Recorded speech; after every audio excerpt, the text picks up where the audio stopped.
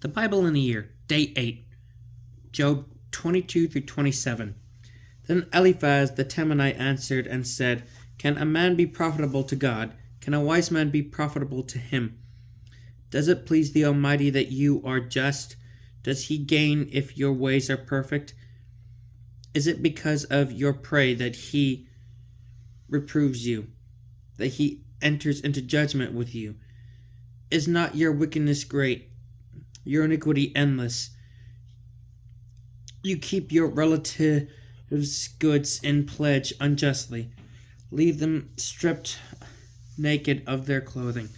To the thirsty you give no water to drink, and from the hungry you withhold bread, as if the land belonged to the powerful, and only the privileged could dwell in it.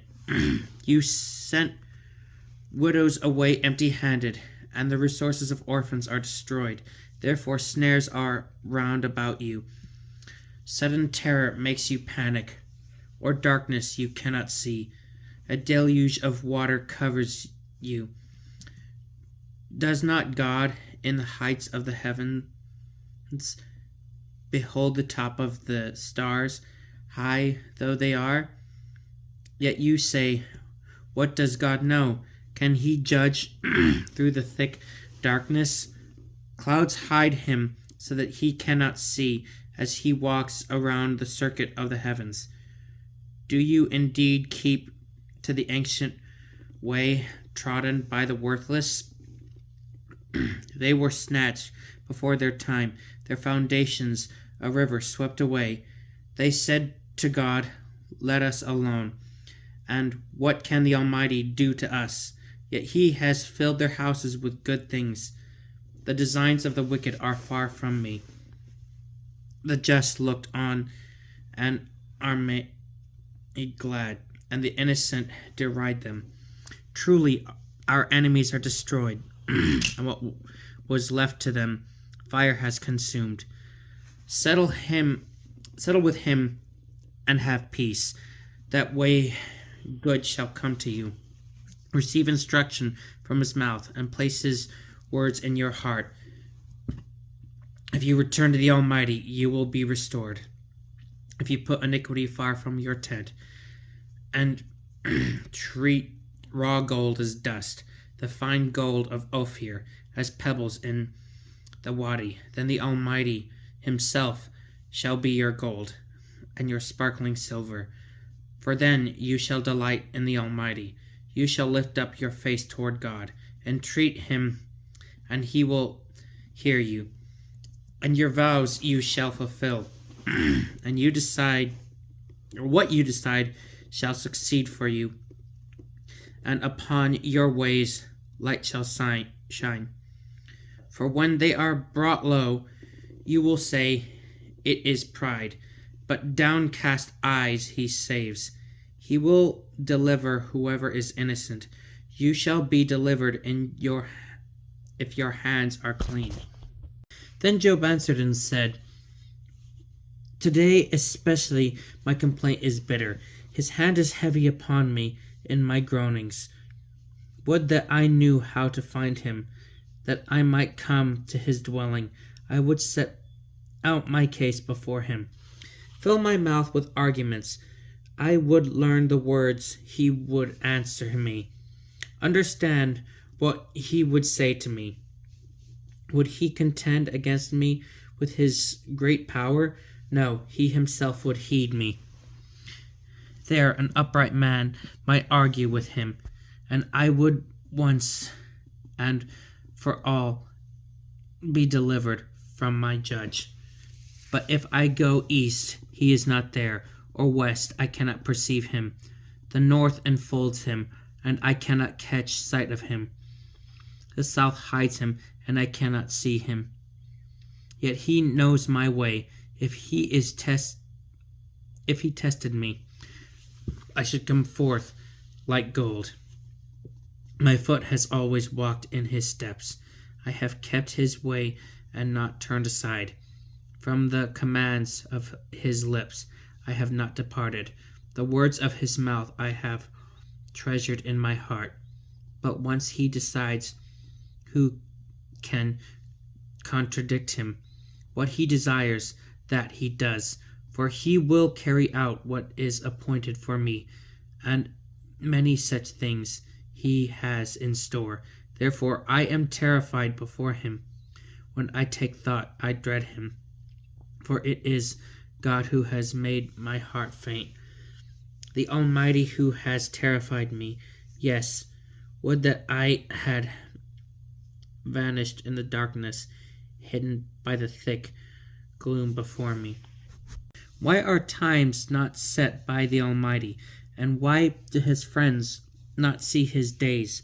People remove landmarks, they steal herds and pasture them.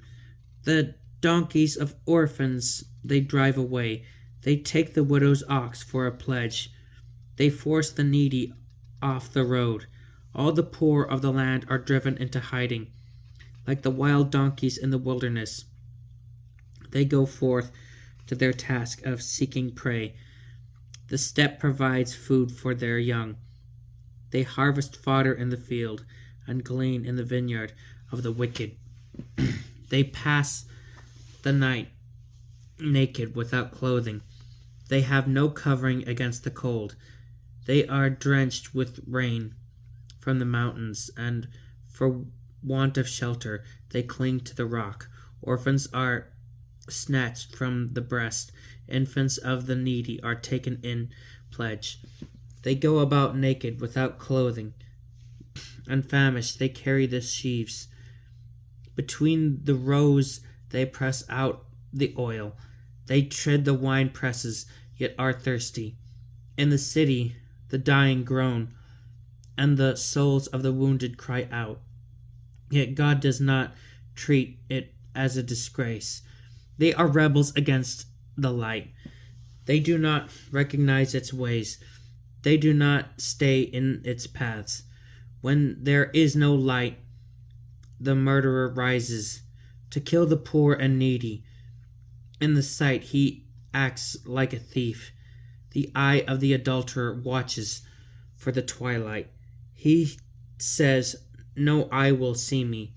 He puts a mask over his face. In the dark he breaks into houses. By day they shut themselves in. They do not know the light. Indeed, for all of them morning is deep darkness. Then they recognize the terrors of deep darkness. He is swift on the surface of the water. Their portion is in the land is accursed.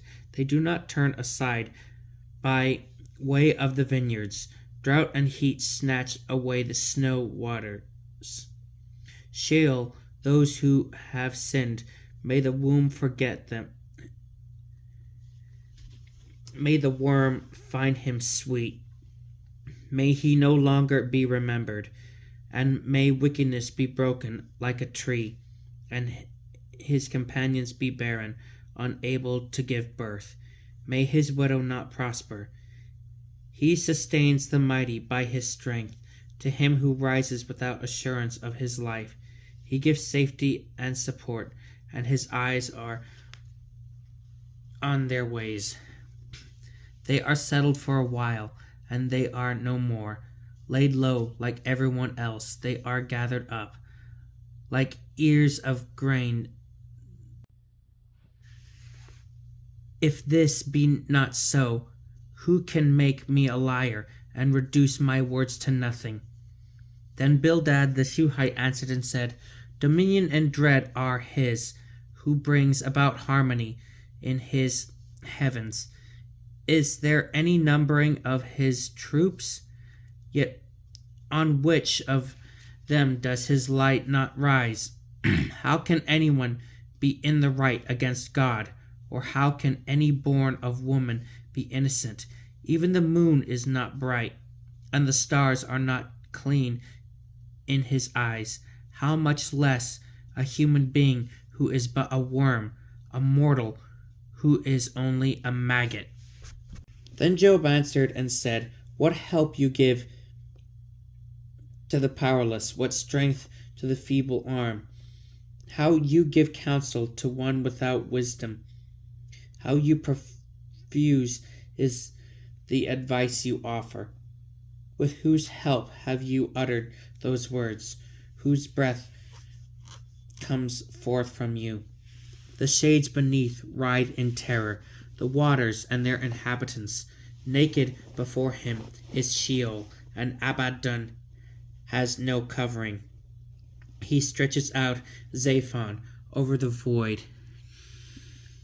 He suspends the earth over nothing at all. He binds up the waters in his clouds, yet the cloud is not split by their weight. He holds back the appearance of the full moon by spreading his clouds before it.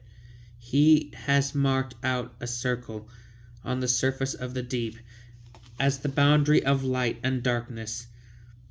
The pillars of the heavens tremble and are stunned at his thunderous rebuke. By his power he stilled sea. By his skill he crushed Rahab. By his wind the heavens were made clear. His hand pierced the fleeing serpent. Lo, these are but outlines of his ways, and what a whisper of a word we hear of him. Who can comprehend the thunder of his power? Job took up his theme again and said, As God lives, who takes away my right, the Almighty, who has made my life bitter, so long as I still have life, breath in me, the breath of God is in my nostrils. My lips shall not speak falsehood, nor my tongue utter deceit. Far be it from me to account your right. Till I die, I will not renounce my innocence. My justice I maintain, and I will not relinquish it. My heart does not reproach me for any of my days. Let my enemy be as the wicked, and my adversary as the unjust. For what hope has the impious when he is cut off, when God requires his life? Will God then listen to his cry when the distress comes upon him? If he delights in the Almighty and calls upon God constantly, I will teach you what is in God's hand, and the way of the Almighty I will not conceal. Look, you yourselves have all seen it. Why do you spend yourselves in empty words? This is the portion of the wicked with God, the heritage oppressors receive from the Almighty. Though his children be many, the sword awaits them. His descendants shall want for bread. His survivors shall be buried in death. Their widows shall not weep. Though he heap up silver like dust and store away mounds of clothing, what he has stored the righteous shall wear, and the innocent shall divide the silver. He builds his house as of cobwebs, or like a booth put up by a watchman. He lies down a rich man one last time. He opens his eyes, nothing is there. Terrors flood over him like water. At night the tempest carries him off. The east wind seizes him and he is gone. It sweeps him from his place. It hurls itself at him without pity. As he tries to flee from its power, it clasps at its hands at him and whistles at him from its place. This is the word of the Lord.